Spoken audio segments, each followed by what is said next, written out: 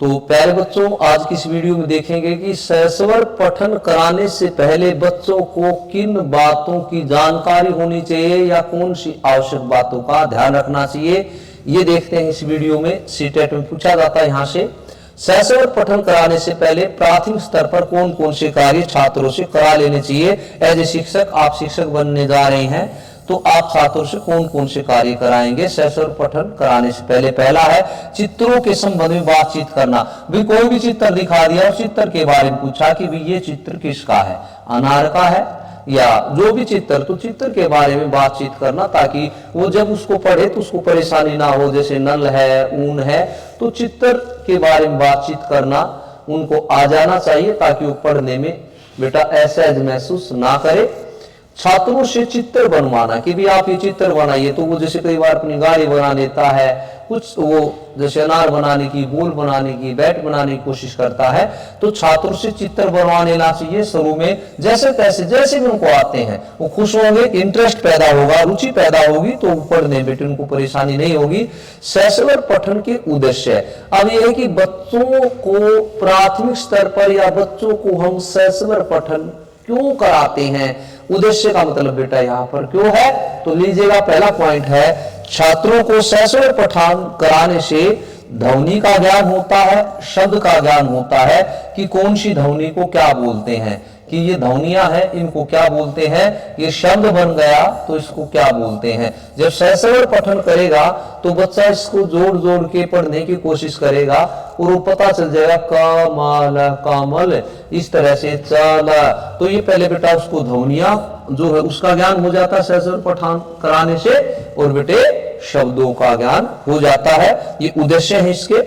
आगे बढ़ते बेटे, छात्रों को ध्वनि समूह, सूक्ति, लोकोक्ति, मुहावरों का ज्ञान कराने के लिए जो छात्र हैं वो ध्वनि समूह की कौन सा शब्द किस प्रकार की ध्वनि है भाई, अर्थात वो शब्द उसके सामने रखा जाता है। जैसे आगे आप बढ़ेंगे तो व्याकरण में जैसे संज्ञा है, सर्वनाम है, विशेषण है, तो छात्रों को ध्वनि समूह का ज्ञान हो जाता है कि इसका पर्यायवाची क्या है या इसका विलोम शब्द क्या है, इसका स्त्रीलिंग क्या है, इसका पुल्लिंग क्या है, इन सब का ज्ञान हो जाता है। अगर हम उससे सहस्वर पठन कराते हैं तो बोलेगा तो पता चलेगा।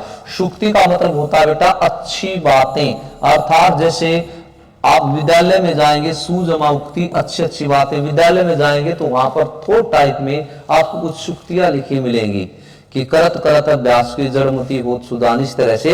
लोकोक्ति का जो है उसको ज्ञान होगा। लोकोक्ति बेटा थोड़ी सी है टाइपिंग एरर। लोकोक्ति में क्या होता है, लोकोक्ति का मतलब होता है बेटे जो किसी समाज या लोक में प्रचलित वहां की बातें होती हैं। कहते हैं ना, नाच न जाने आंगन टेढ़ा, बूढ़ी घोड़ी लाल लगाम, इस तरह से मुहावरों का ज्ञान होगा उसको, क्योंकि वो सहस्वर पठन कर रहा है कि भी गुदड़ी का लाल होना, छठी का दूध याद आना, तो इन सब का ज्ञान होगा जैसे जैसे वो पढ़ेगा।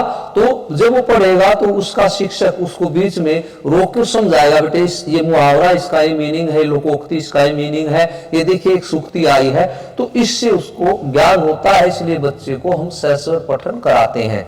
आगे बढ़ते हैं बेटे, अगला पॉइंट है छात्रों को निसंकोच रूप से अपनी बात व्यक्त करने योग्य बनाना।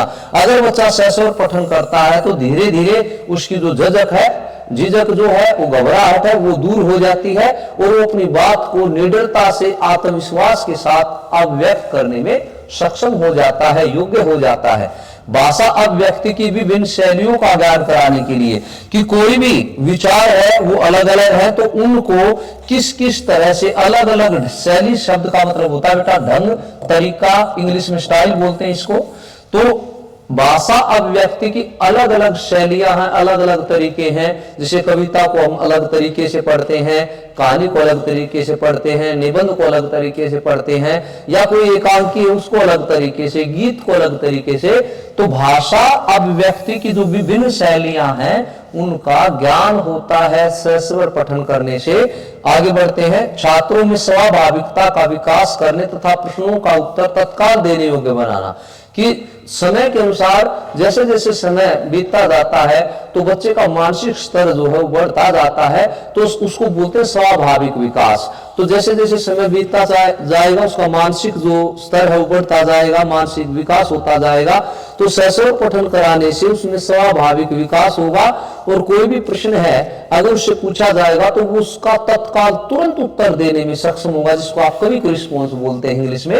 तो तत्काल उत्तर देने योग्य बन जाएगा, क्योंकि उनकी जो घबराहट है, जो झिझक है, वो दूर हो चुकी होती है बेटे।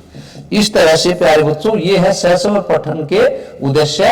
तो बेटे अगले वीडियो में हम इस कड़ी को आगे बढ़ाएंगे, जो बचा उसको आगे करेंगे बेटे। तब तक के लिए धन्यवाद। जय हिंद।